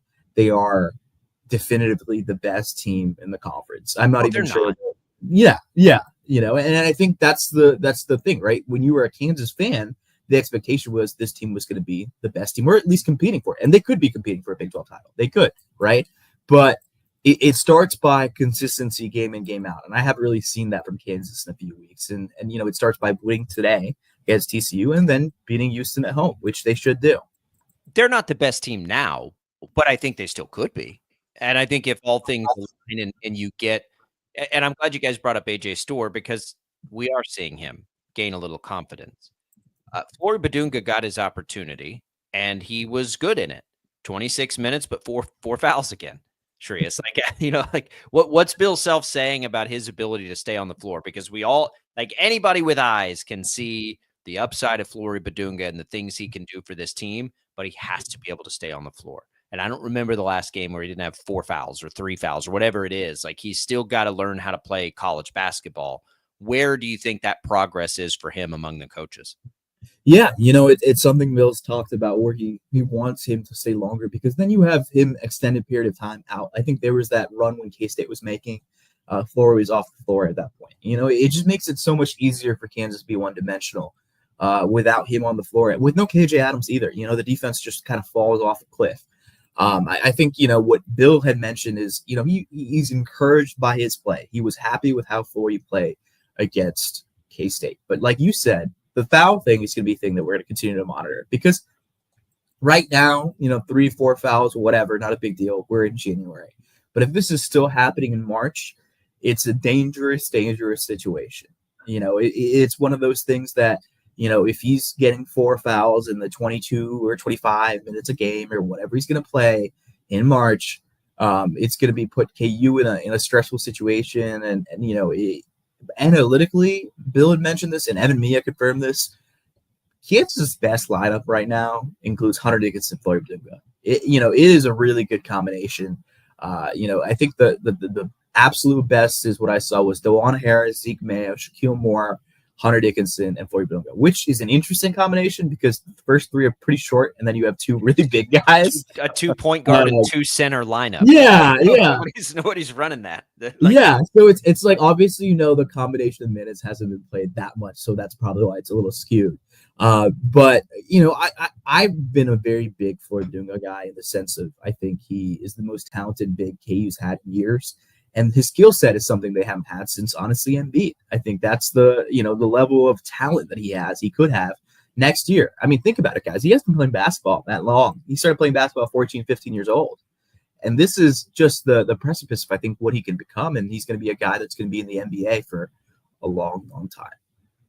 Hunter Dickinson, 25 points, 8 rebounds, 12 of 19 shooting from the floor. And he's had so much criticism heaped on him, throughout the course of this season. And we've talked about him on this show. Like, I think Jacob, what was the word you used? You looked like a, old man playing pickup basketball at the Y. He's got the old man trot. Yeah, that trot back down the floor the other way like that. I know that's stiff. That's like I can't throw my back out on the way back down. Yeah.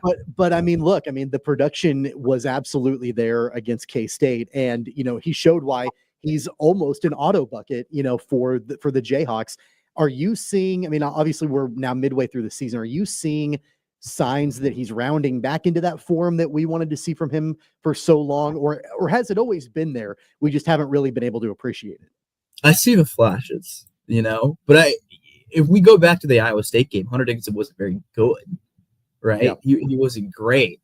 And I feel like this is this weird thing with Hunter this year. And I think I didn't notice this as much last year. It feels like there's halves he's just unnoticed, where he has 4 points on 5 shots and he has 4 rebounds with it. And, you just can't get that out of Hunter Dickinson and expect to win a lot of basketball games or be in basketball games.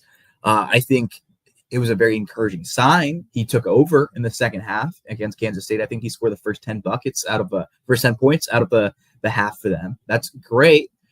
I also don't think Kansas State had anybody who could really guard him. This is something I expect. Maybe my expectations for Hunter Dickinson are very high, but this is a guy who's been here for 5 years. He's old.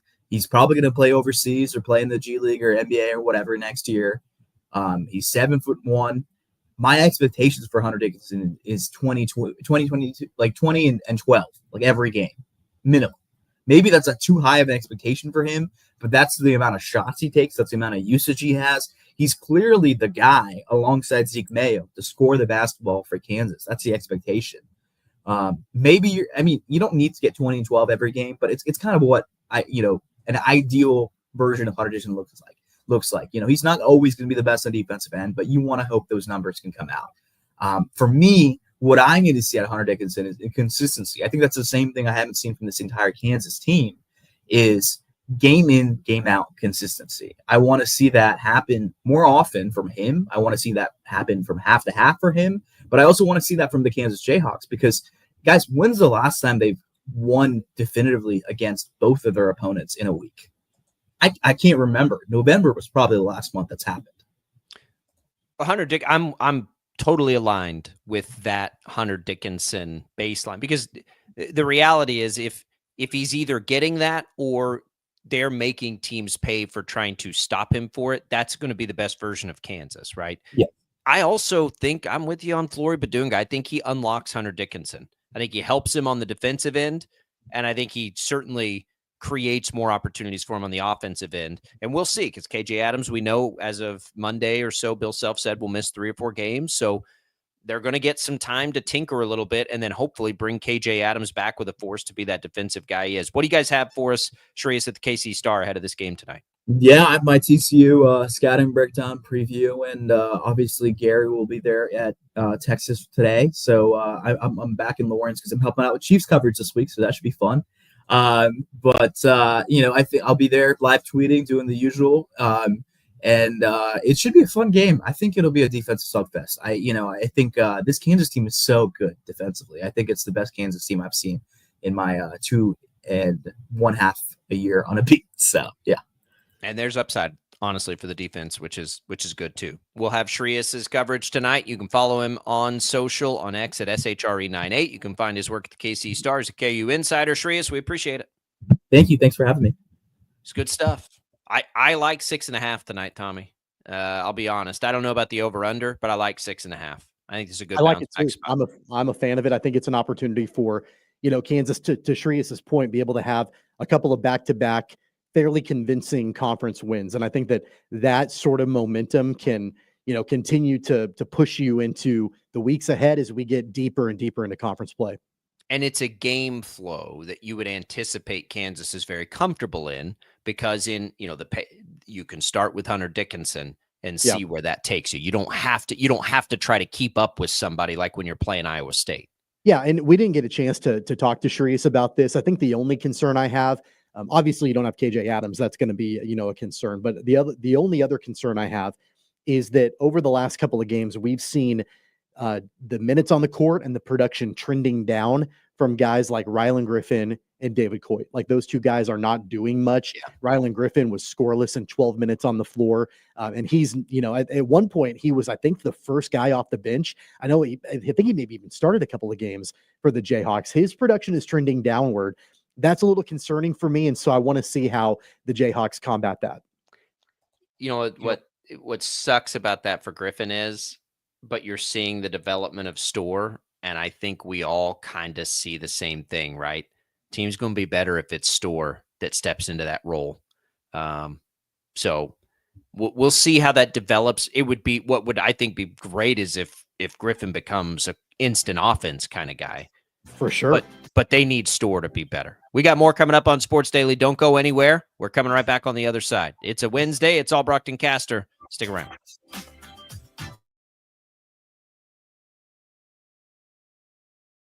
66 counties, 4 regions, and 1 weather team that you can trust. Find Storm Team 12 every weekday at 5:30 on the KSCW. Whatever the weather and wherever you are, Storm Team 12 is zooming in, going zone by zone to give you a more in-depth look at the forecast and some science behind the storms so you know more. We're focusing on the forecast so you can focus on what's important to you. Storm Team 12 Weather Focus, 5:30 on the KSCW. The future of television has arrived. Next Gen TV is here with stunning video, movie theater quality sound, enhanced voice clarity, and interactive features, all upgradable for the future. Learn more at watchnextgentv.com. Sometimes people tell us, I don't get it, it's just tea. But let me tell you, we are so much more than just tea. With 20-plus flavors of sweet and unsweet iced tea, the possibilities are endless. Come on in and try them all for free to find your favorite, or get us on